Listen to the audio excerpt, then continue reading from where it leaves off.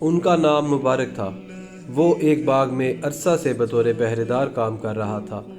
ایک دن اس باغ کا مالک اپنے چند مہمانوں کے ساتھ باغ میں آیا اور حکم دیا، مبارک مہمان آئے ہیں، کچھ میٹھے انار توڑ کر لاؤ اور ان کو مہمانوں کی خدمت میں پیش کرو۔ وہ چند منٹوں میں انار توڑ کر لایا۔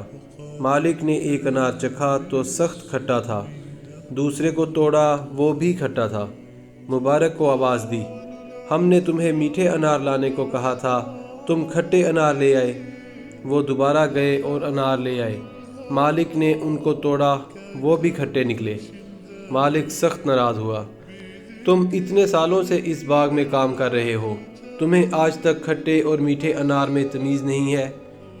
مبارک نے عرض کیا، آقا، بلا شبہ میں کھٹے اور میٹھے اناروں میں تمیز نہیں کر سکتا۔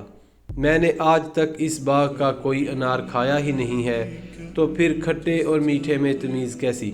مالک نے جب ان کا جواب سنا تو سناٹے میں آ گیا اور وجہ پوچھی۔ مبارک بولے، آپ نے باغ کی رکھوالی میرے سپرد کی تھی، اس کا پھل کھانے کی اجازت نہیں دی تھی۔ باغ کے مالک نے جب ان کا جواب سنا تو نہایت متعجب ہوا۔ مبارک کے تقویٰ اور امانت داری پر مہمان ششدر رہ گئے۔ باغ کے مالک کی بیٹی جوان تھی اور وہ اس کے لیے موزوں رشتے کا متلاشی تھا۔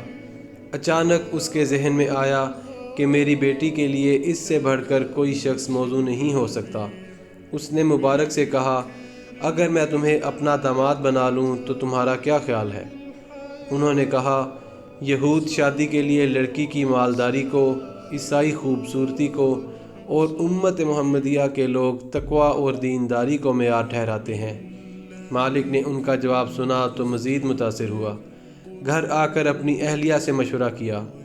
اس نے کہا کہ بلا شبہ مجھے بھی اپنی بیٹی کے لیے مبارک سے بہتر کوئی رشتہ نظر نہیں آتا۔ یوں مبارک کی شادی اس باغ کے مالک کی بیٹی سے ہو گئی اور پھر اس مبارک جوڑے کو اللہ تعالیٰ نے اپنی برکت سے نوازا۔ ان کے ہاں ایک بیٹا پیدا ہوا، اس کا نام انہوں نے عبداللہ رکھا، جو بڑے مشہور محدث ہوئے اور جنہوں نے اپنے علم سے ایک جہان کو منورہ کیا۔ دنیا ان کو امام عبداللہ بن مبارک رحمۃ اللہ علیہ کے نام سے جانتی ہے۔ حلال کھانے سے نیکی کی توفیق ہوتی ہے، اچھے اخلاق جنم لیتے ہیں، برائی سے نفرت پیدا ہوتی ہے، گناہ مٹ جاتے ہیں اور اللہ تعالیٰ کی رضا اور خوشنودی حاصل ہوتی ہے، جس کے نتیجے میں بندہ جنت کا مستحق ہوتا ہے۔